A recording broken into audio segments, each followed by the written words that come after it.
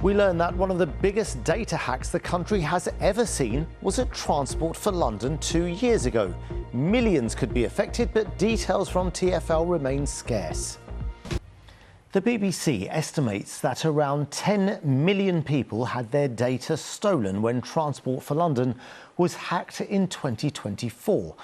That makes it one of the biggest hacks this country has ever seen.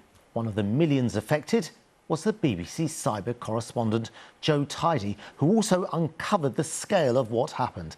I spoke to him earlier, saying TfL had said some customers had been hacked, but 10 million, it's a lot more than some.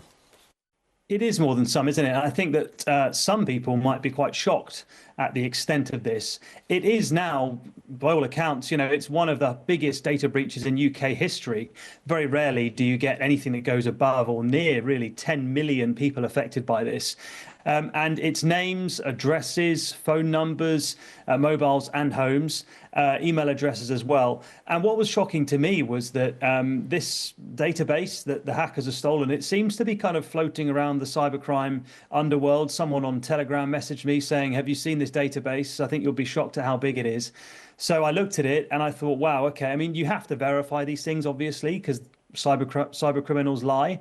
But I looked up my own name and there I was. And I had no idea, of course, that I was in this data set because TfL used an old email of mine, which is now defunct. And there are all my details. And because of that, it's quite a troubling time. I don't think the risk is that high for most people out there, though. So you found out that you were one of the millions who were hacked. How do other people find that out? Well, the first thing to do would be to check your emails, because TfL have now admitted that at the time they did send 7.1 million emails out to people. They're the people that they had email addresses for that were on the TfL website, or sort of they had an account with TfL. And TfL said that actually only 58% of the people that they sent those emails to open the email, because they can, of course, do these things. Like they've got an open rate, 58%. So that does tell us that there are millions of people out there that still don't even realize that they had the email from TfL.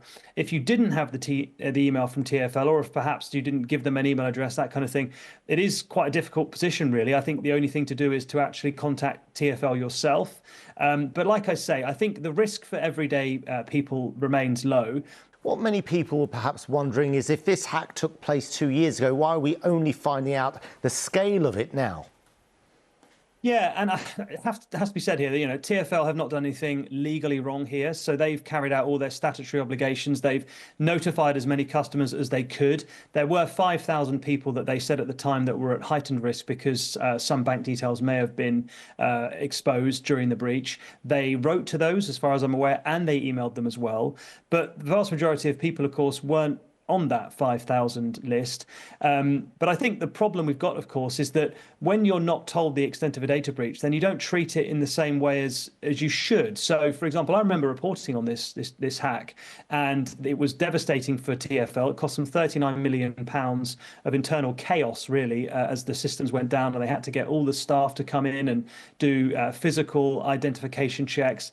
There were problems on the live notice boards and the app, all that kind of stuff, all that turmoil.